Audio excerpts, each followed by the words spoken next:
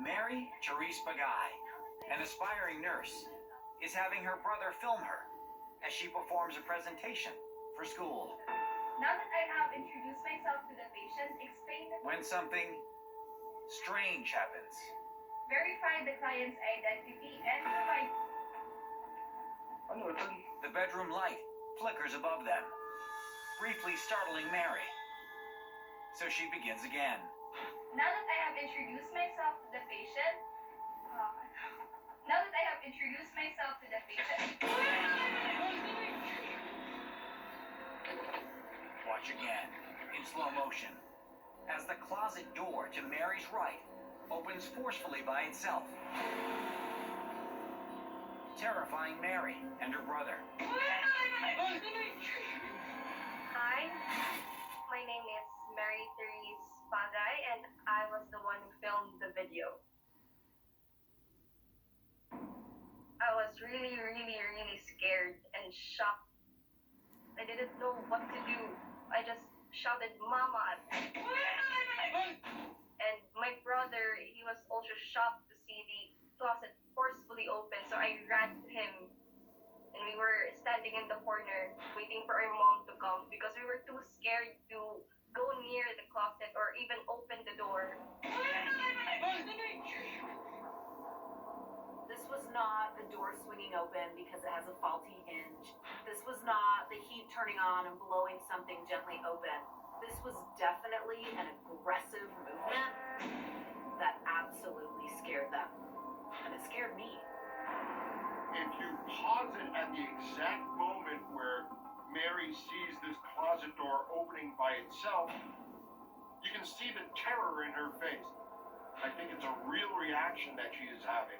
Patient, explain the procedure. For me, what adds a level of credibility to this is that when something initially goes awry, And provide. she dismisses it. She continues with her video. But when the next thing happens with that closet, she freaks out and gets out of there. But for Mary, it wasn't just the closet door opening that startled her. It's what she claims she saw come out. I looked over, and there was sort of like a black shadow coming from the closet. It felt more like a hand passing through my eyes. It was like a very short shadow. It looks like a hand. After when I saw the hand coming out, when I blinked, it wasn't there. It was gone already. A lot of times we think about shadow figures as being a full human-like form, but I have heard of partial shadow figures or even a shadow hand being seen by eyewitnesses. The fact that it's a hand that shows up, that's what manifests, speaks to this desire for engagement. I mean, it's a literal reaching out at someone, whether that's to touch them, to explore, or to grab them. It's kind of scary to think about. Very scary. Scary enough for Mary to set up a CCTV camera in her bedroom, hoping to capture more activity. And one night, sure enough, there is a strange mist. And the fan turns on by itself. The closet door swings open and slams shut. And a chair moves on its own. And if you look very closely, you can see what appears to be some kind of shadowy fingers slipping out of the closet for a moment, right before the chair moves.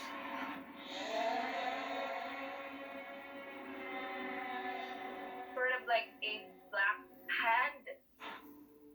My mother and my grandmother didn't believe us at first.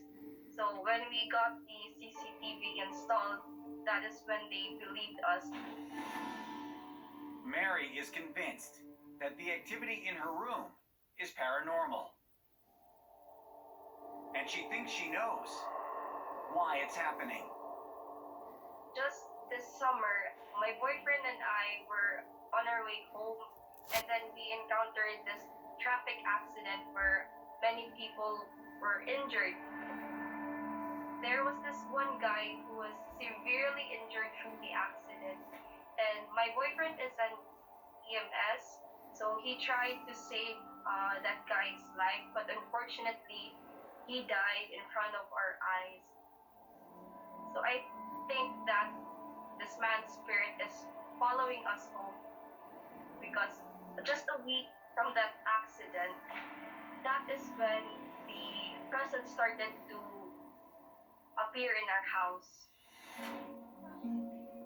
Stories of the spirits of recently deceased people following EMTs and other emergency medical professionals is actually a really common type of story that emergency medical technicians share with each other.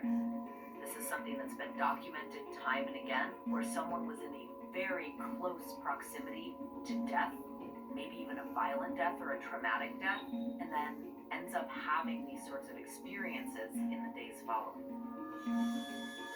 However it got there, Mary is sure she wants it gone.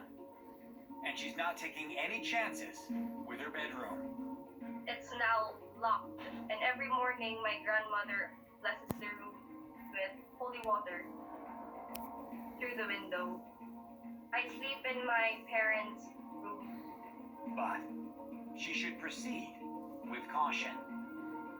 You can't like kick out an energy because then you kind of get bad blood with it. Clean your room, rearrange your space, organize everything, set boundaries with that energy, but don't try to kick it out.